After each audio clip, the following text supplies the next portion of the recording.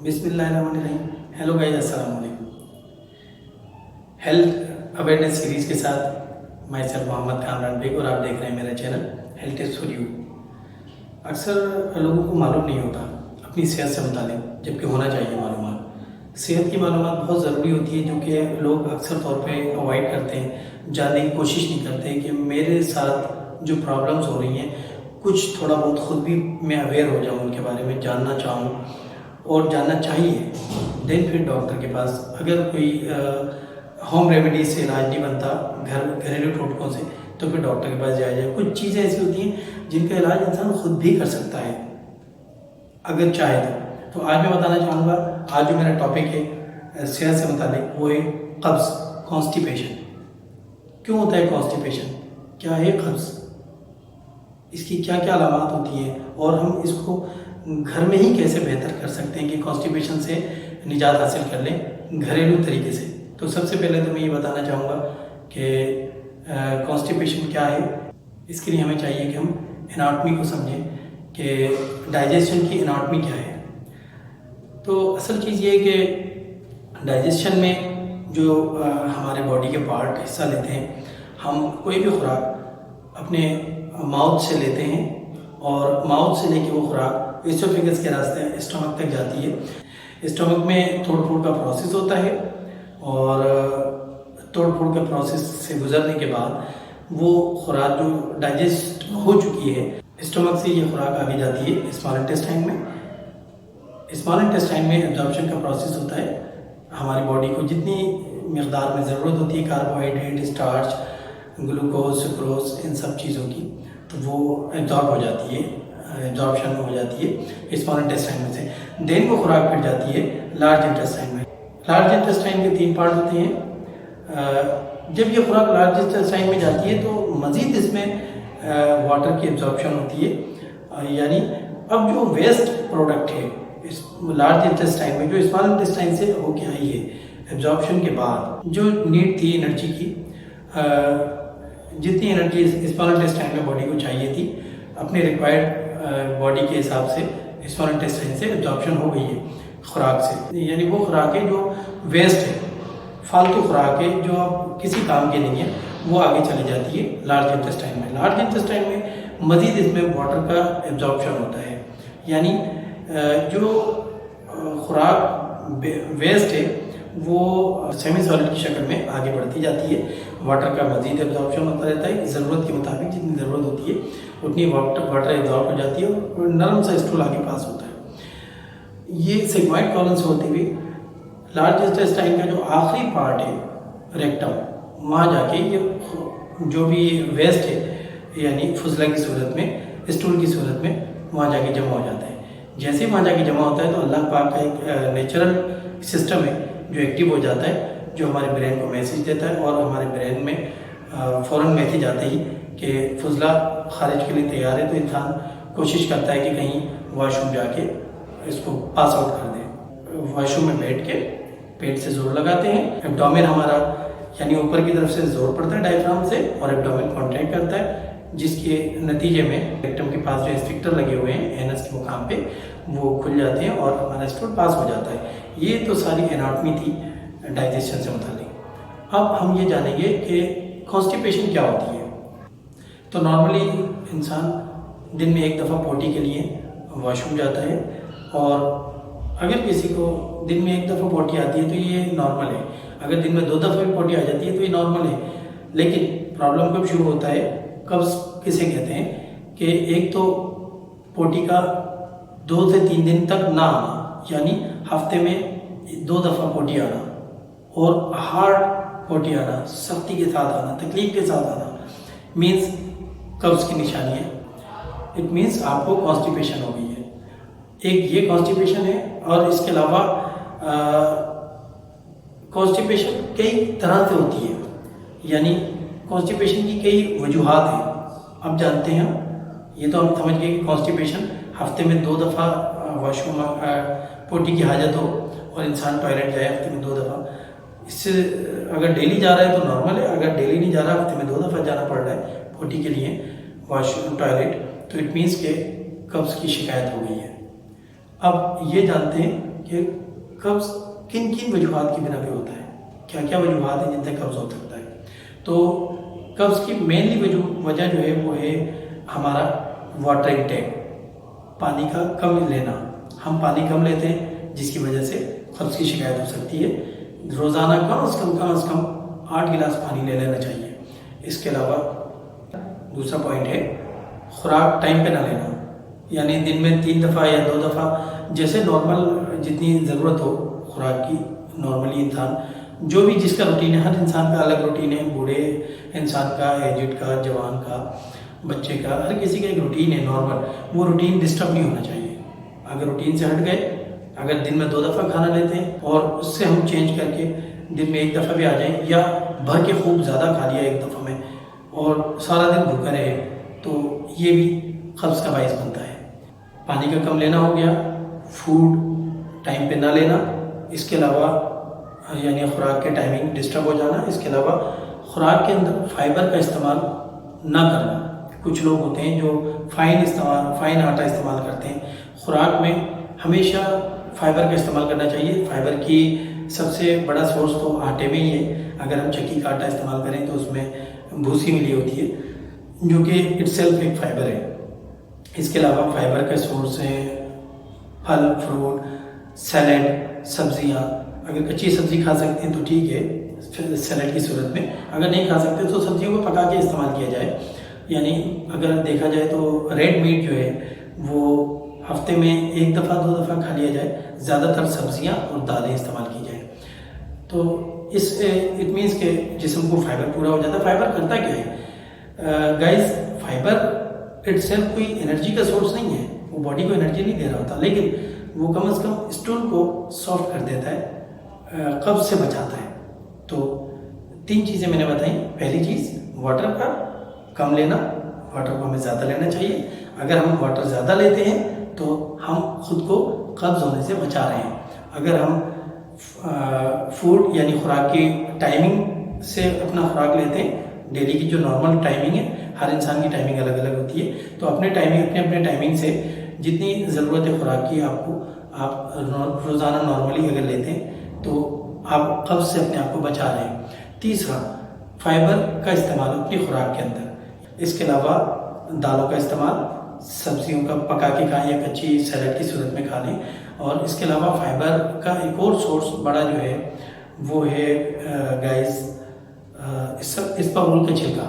اسپاغول کا چھلکا اکثر لوگ 2 چمچ منہ میں ڈال کے اوپر سے پانی پی لیتے ہیں.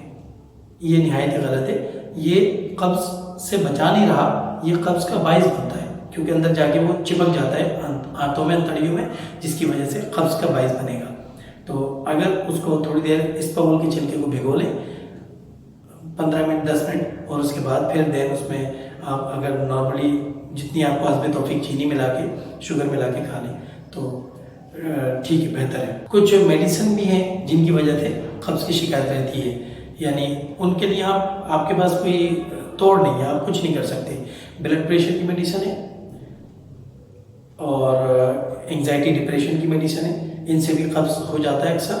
اور اس کے علاوہ اگر کسی کو فالج ہے یا پارکنسن ہو گیا ہے، پارکنسن ڈیزیز ہو گئی ہے، تو اٹ مینس اس میں بھی جو ہے کچھ شکایت ہو جاتی ہے قبضیت کی.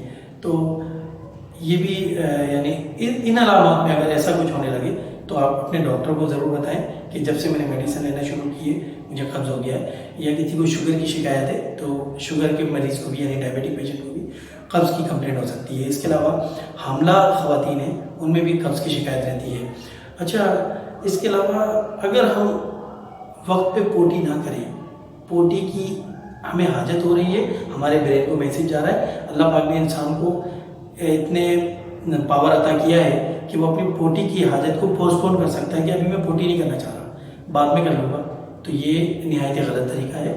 جب پوٹی کی آپ کو حاجت محسوس ہو، اٹ مینس ریکٹم میں پوٹی پڑی ہے، تو آپ اسے کوشش کریں کہ کہیں قریبی ٹوائلٹ میں جا کے، صاف ستھرے ٹوائلٹ میں جا کے پوٹی کو کر لیں تاکہ قبض نہ ہو جائے. اگر آپ نے پوٹی کو ضرورت کے مطابق نہ کیا، جب آپ کو حاجت ہو رہی ہے آپ نے نہ کیا، پوسٹ پون کر دیا اپنی مرضی سے کہ मैं बाद में कर लूँगा पोटी, तो ये भी सही तरीका नहीं है। इसका मतलब ये भी कब्ज़ का बाइस बन सकता है।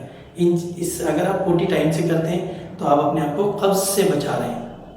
इसके अलावा physical exercises, normally physical exercises लोग नहीं करते हैं। आमतौर पे दुकान पे शॉप पे बैठ गए, आमतौर पे जो है गाड़ी में बैठ के घर से चले गए, खाना वाना खा लिया है, चहलकदमी नहीं कर रहे, कहीं शॉप में कहीं ऑफिस में जाके बैठ गए, सारा दिन बैठे रहे और उसके बाद फिर उठ के फिर घर आ गए, तो इसका मतलब है आप अपने आप को कब्ज़ की तरफ ले जा रहे हैं। अगर आप इस रूटीन से थोड़ा हटते हैं, यानी थोड़ा चहलकदमी की तरफ आते हैं, वॉक करते हैं या फिजिकल एक्सरसाइजेज कुछ करते हैं, फिजिकल कोई मतलब चहलकदमी का काम करते हैं, तो इट मीन्स के आपका खाना हजम होगा और डाइजेस्ट होगा, जिसकी वजह से आपको कब्ज़ की शिकायत नहीं होगी। आप अपने आप को कब्ज़ से बचा रहे हैं। इसके अलावा अब आगे सिटिंग पोजीशन, हम किस तरह टॉयलेट में सिटिंग पोजीशन में बैठते हैं। अगर एनाटॉमी देखें डाइजेस्टिव सिस्टम की, तो उसकी जो एनाटॉमी है वो इस तरह है कि उसका जो पॉइंट खुलता है एनस की तरफ, यानी लेट्रिन की जगह पे जाके जो पॉइंट खुलता है वो इस तरह से कुछ है, यानी इस तरफ आके लेफ्ट साइड पे। तो हमें लेफ्ट साइड का हिस्सा थोड़ा सा पोस्चर इस तरह बनाना चाहिए कि आगे से हल्का सा झुक जाए और साइड से थोड़ा सा लेफ्ट साइड पे थोड़ा सा ऊंचा कर लें, यानी कुछ इस तरह का पोस्चर हो, ताकि जब हम वॉशरूम में बैठें, जब हम टॉयलेट में बैठें तो पोस्चर कुछ इस तरह का हो कि थोड़ा सा आगे से झुके हुए हो, मामूली सा, और लेफ्ट साइड से थोड़ा सा ऊंचा कर लें, यानी जोर जो है वो राइट साइड पर रखें, लेफ्ट साइड थोड़ी सी ढीली हो, तो जिस तरफ से आपका स्टूल आसानी से पास हो सके, यानी इस तरह से भी आप अपने आप को कब्ज़ से बचा रहे हैं। तो गाइस, तो मैं फिर समराइज़ करूँगा अपनी पूरी गुफ्तगू को। हमने क्या गुफ्तगू की आज कब्ज़ या कॉन्स्टिपेशन के मुताबिक। सबसे पहले तो हमने डाइजेस्टिव सिस्टम की एनाटॉमी समझी, फिर हमने समझा कि कब्ज़ कहते किसे हैं। हफ्ते में 2 या इससे कम दफ़ा हमें स्टूल या पोटी की हाजत के लिए जाना पड़े टॉयलेट, इसको कहते हैं कब्ज़। फिर हमने समझा कब्ज़ की वजूहात, हम किस तरह कब्ज़ से बच सकते हैं। अगर हम पानी का इस्तेमाल 8 गिलास पानी डेली इस्तेमाल करें तो हम कब्ज़ से बच सकते हैं। दूसरा पॉइंट, अगर हम खुराक जो अपने डेली की रूटीन के खाना है वो टाइम से खाते रहें, कभी ऐसा ना हो कि उसमें बेतरतीबी आ जाए, किसी वक्त ज़्यादा खाना खा लिया, किसी वक्त बिल्कुल ही ना खाया, भूखे पड़े रहे, तो इस बेतरतीबी की वजह से कब्ज़ हो जाता है। अगर आप ये तरतीब बरकरार रखें तो कब्ज़ से बचे रहेंगे। तीसरा, फाइबर का इस्तेमाल, जैसा कि हमने अभी डिस्कस किया, बताया आपको कि फाइबर जो है वो आप बगैर चना आटा इस्तेमाल कर सकते हैं, उसमें फाइबर होता है। इसके अलावा भूसी की सूरत में फाइबर होता है। इसके अलावा इसबगोल का छिलका भिगो के इस्तेमाल कर सकते हैं पानी में, पक्की के साथ नहीं लेना है क्योंकि वो कब्ज़ करेगा। अगर आप भिगो के लेंगे तो आप कब्ज़ से बचेंगे। इसके अलावा फाइबर हमें मिलता है तमाम फ्रूट्स में, हर मौसम के फल सब्जियों में, तो हमें हर मौसम के फल सब्जियां खाने चाहिए। इसके अलावा हमें सैलड का इस्तेमाल हर खाने के साथ करना चाहिए। ये हमें डायरेक्टली कोई बॉडी को एनर्जी नहीं प्रोवाइड कर रही होती, बल्कि ये हमारे स्टूल को नॉर्मल यानी सेमी सॉलिड की सूरत में पास कर रही होती है। इट मीन्स कि हमें अगर फाइबर इस्तेमाल कर रहे हैं तो कब्ज़ से बचेंगे। 3 पॉइंट हो गए। चौथा पॉइंट, हमें नॉर्मली रूटीन में फिजिकल एक्सरसाइज करते रहना चाहिए, इससे भी हम कब्ज़ से बच सकते हैं। अगर हम फिजिकल एक्सरसाइज नॉर्मल रूटीन में कर रहे हैं तो हम कब्ज़ से बच सकते हैं। 5वां पॉइंट है पोटी की हाजत अगर हमें हो रही है, अगर हमें फील हो रहा है कि हमें पोटी करनी चाहिए, इट मीन्स कि पोटी रेक्टम में पड़ी है, लार्ज इंटेस्टाइन के आखिरी पार्ट में, तो हमें पोटी कर लेनी चाहिए। इसको रफ़ा कर लेना चाहिए फ़ौरन, कहीं टॉयलेट में जाके, साफ़ सुथरे से टॉयलेट में जाके, रोकना नहीं चाहिए। अगर हम नहीं रोकते हैं तो हम कब्ज़ से अपने आप को बचा रहे हैं। और छठा और आखिरी पॉइंट, पोस्चर, किस तरह बैठना चाहिए टॉयलेट में जाके, थोड़ा सा आगे झुक के, और क्योंकि एनाटॉमी कुछ इस तरह की है डाइजेस्टिव सिस्टम की, लार्ज इंटेस्टाइन की, कुछ लेफ्ट साइड पे इसका पॉइंट खुल रहा होता है लार्ज इंटेस्टाइन का एनस के मुकाम पे। तो इट मीन्स कि अगर हम लेफ्ट साइड को थोड़ा सा लूज करेंगे और कुछ इस तरह से राइट साइड पे वजन करके और कुछ थोड़ा सा जेस्चर पोस्चर आगे की तरफ करके थोड़ा सा कमर को आगे की तरफ लेके आ जाए, तो इट मीन्स कि हम सही पोजीशन पे बैठे, हमें कब्ज़ नहीं होगा। یہ تو سارا کے سارا جو ہم نے بات کی ہے یہ ساری قبض کے متعلق ہے. اب میں آپ کو بتانا چاہوں گا کون سی صورت ایسی ہے جس میں اب گھریلو ٹوٹکوں سے کام نہیں بنے گا. اب پانی کا زیادہ بڑھا لینا یا فائبر فوڈ یا ان سب چیزوں سے بات چڑھ گئی ہے، وہ کب ہوگا؟ ایسا کچھ ایسی نشانیاں ہیں، اگر ایسا ہونے لگے تو آپ فوری طور پہ اپنے قریبی گیسٹرو انٹرولوجسٹ سے رابطہ کر سکتے ہیں. آپ کو چاہیے کہ آپ اپنے چیک اپ گیسٹرو انٹرولوجسٹ کو کروائیں. کیا صورتحال ہے، کیا ایسی علامات ہیں، وہ علامات سنیے. اگر آپ کو پوٹی آئے قبض کے ساتھ، مینس ہفتے میں 2 دفعہ پوٹی آ رہی ہے، آپ نے قبض کا علاج گھریلو ٹوٹکوں سے کیا، پوٹی صحیح ہو گئی، لیکن پھر دست آنا شروع ہو گئے.